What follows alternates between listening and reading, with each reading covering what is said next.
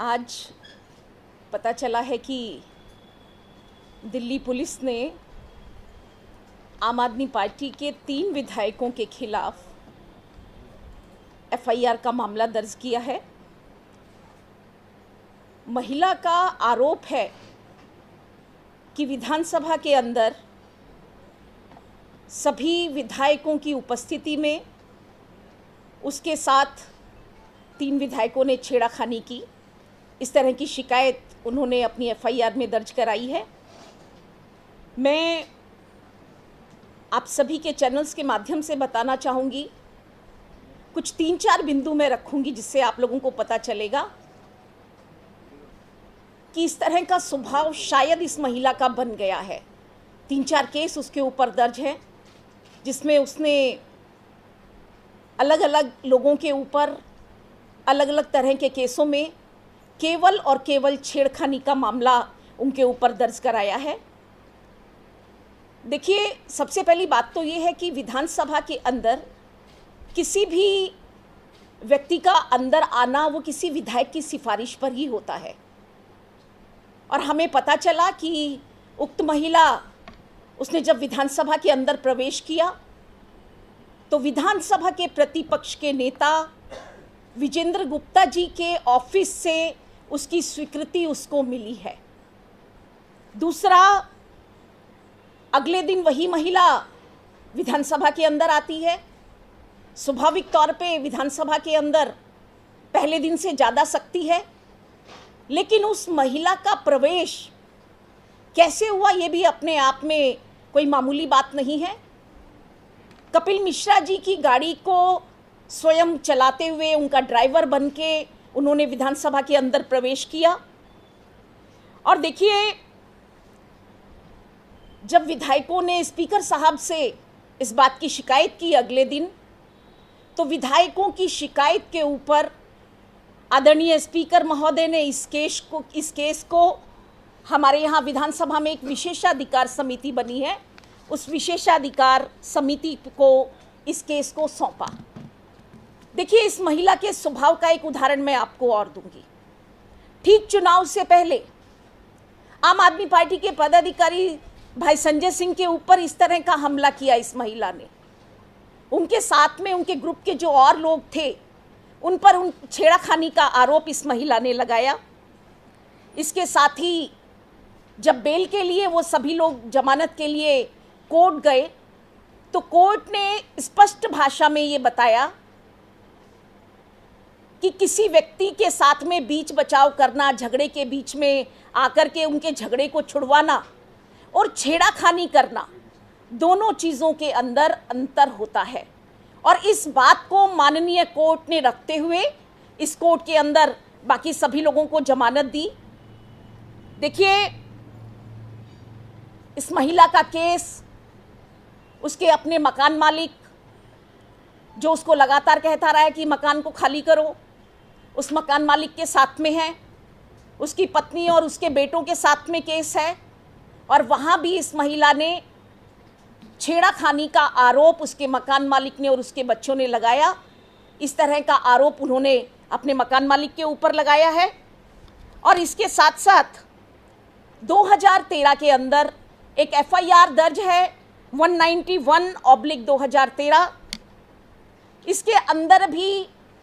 एक व्यक्ति जिससे इस महिला ने पैसे लिए हुए हैं, और जब जब वो व्यक्ति इस महिला के पास पैसे मांगने के लिए गया तब इस महिला ने कहा कि मैं अपने कपड़े फाड़ करके और मैं तेरे ऊपर छेड़खानी का आरोप लगा दूंगी। तो मुझे लगता है कि ये महिला जिसने आज हमारे आम आदमी पार्टी के 3 विधायकों के खिलाफ एफआईआर दर्ज कराई है, छेड़खानी का मुकदमा दर्ज कराया है, इस तरह की बातें, इस तरह का स्वभाव, ये नियति शायद इस महिला की बन गई है। मैं आप सभी चैनल्स के माध्यम से ये बताना चाहूँगी कि जिस दिन ये घटनाक्रम हुआ उस समय हम ये सामने बैठी हुई सभी महिलाएं और बाकी जो 3 महिलाएं जो अभी आपकी इस कॉन्फ्रेंस में उपस्थित नहीं हैं, हम लगभग 6 महिलाएं उस समय अपने सब साथियों के साथ विधानसभा के अंदर मौजूद थी। 5 महिलाएं हम विधानसभा के अंदर मौजूद थे और हमारी उपस्थिति के अंदर स्वाभाविक तौर पे बड़े हम संस्कारित परिवारों की महिलाएं हैं, और कोई महिला चाहे वो कोई भी हो और कैसे भी हो, किसी भी नियति से हमारे सामने आए, हमारे सामने कोई भी उसके साथ में छेड़खानी कैसे कर सकता है। देखिए, आज हम सब लोग को खुशी नहीं हो रही, खासतौर से महिला विधायक जो महिलाओं के मुद्दों को लेकर विधानसभा तक पहुंची हैं। महिलाओं की सुरक्षा को लेकर हम लोगों ने खुद एक दिन का खास विशेष सत्र बुलाकर चर्चा की। हम लोगों ने जस्टिस वर्मा आयोग की सिफारिशों पर चर्चा की। निर्भया के बाद सख्त कानून लाए गए और उम्मीद थी कि सख्त कानूनों का जो है वो उपयोग होगा और महिलाओं के लिए एक कवच जो है उनकी सुरक्षा का बनेगा। पर दुख की बात है, आज उन मजबूत कानूनों का कुछ लोग जो है अपने राजनीतिक मकसद और साजिशों के तहत जो है वो उसका दुरुपयोग कर रहे हैं। जैसा कि इस महिला के केस में दिखता है कि उसने इस सख्त कानूनों का जो महिलाओं की सुरक्षा के लिए बने थे उनका दुरुपयोग करते हुए किस तरह से कभी अपने मकान मालिक के ऊपर, कभी किसी के ऊपर जिनसे उसने पैसे लेन देन का है, कभी साजिश के तहत, जिस तरह से आपको पता लगा, साजिश इसलिए मैं कह रही हूँ जिसका खुलासा हो चुका है क्योंकि 28 तारीख को इस महिला की एंट्री जो है वो नेता विपक्ष विजेंद्र कुमार गुप्ता जी खुद विधानसभा के इस पूरे सत्र के दौरान अनुपस्थित रहे, बिल्कुल नहीं आए, किसी भी चर्चा में हिस्सा नहीं लिया, लेकिन कोशिश करके उस महिला की एंट्री 28 तारीख को विजेंद्र गुप्ता जी ने करवाई। कड़ी तब जुड़ी जब 29 तारीख को अगले दिन कपिल मिश्रा जी उसी महिला को, आरोपी महिला को अपनी गाड़ी में बिठाकर दोबारा विधानसभा में एंट्री करवाते हैं। तो साफ तार जुड़ते हुए यहाँ पर आप सब देख सकते हैं कि किस तरह से बीजेपी के नेता विपक्ष के साथ मिलकर कपिल मिश्रा ने इस साजिश को रचा और इस साजिश का हमें कहीं ना कहीं अंदाजा हम महिला विधायकों को भी हो चुका था, क्योंकि जिस तरीके से 28 और 29 तारीख की घटना सामने आई, बिल्कुल जिम्मेदारी के साथ, क्योंकि वो एक महिला थी और एक साजिश के तहत अंदर लाई गई थी और हमें ये एहसास था कि कहीं ना कहीं कुछ भी इस तरह के आरोप जो आज एफआईआर के माध्यम से लगाए जा रहे हैं, ये आज नहीं तो कल कुछ ना कुछ आरोप किसी विधायकों के ऊपर झूठे लगाने जा सकते हैं। उसी को अंदेशा देखते हुए बिल्कुल हम वंदना जी जो हैं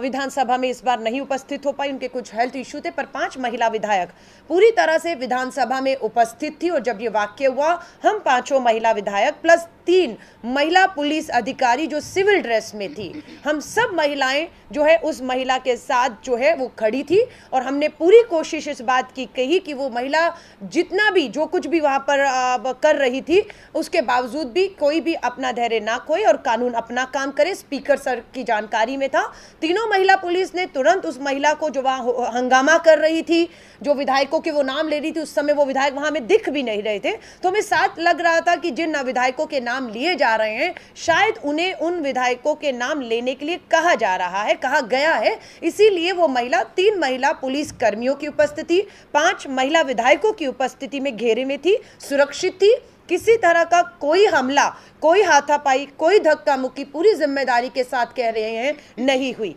लेकिन जब वो 3 विधायकों का नाम जब वो बार बार ले रही थी तो हमें समझ आ रहा था जो वहाँ है ही नहीं कि ये एक साजिश है और जिसको नाकाम विधानसभा में पूरी तरह से कर दिया गया। और बाहर आते ही पता लगा कि आगे कदम बढ़कर एफआईआर दर्ज करा दी गई है। दुख की बात है, आज की ताज़ी घटना है, एक एयर होस्टेस को शादरा में पता लगा किस तरीके से उसका पीछा करके चाकुओं से अभी उसको गोद डाला है। पुलिस महिलाओं की सुरक्षा को लेकर कितनी गंभीर है वो दिखता है। पुलिस तभी गंभीर दिखती है, तभी कार्रवाई करती है जब वहाँ पर किसी न किसी आम आदमी पार्टी के विधायक के ऊपर कोई झूठे आरोप लगाता है। क्योंकि इससे पहले के मुकदमों भी आप देख सकते हैं कि कोर्ट ने इसी महिला के एक केस में जब संजय सिंह जी के ऊपर हमला इस महिला ने किया, कोर्ट ने बाकायदा कहा कि छेड़ाखानी और धक्का मुक्की में अंतर है, ये कहते हुए उन्हें बेल दे दिया गया। तो इसी तरह मैं कहूंगी पुलिस को झूठ और सच का जो है पहले उसको देखना है कितनी उसमें हकीकत है, क्योंकि उस समय सीसीटीवी कैमरा बिल्कुल उपलब्ध है। बिल्कुल मुझे उम्मीद है जांच में जरूरत पड़ेगी तो विधानसभा वो सारी सीसीटीवी फुटेज जहां पर ये साफ जाहिर होता है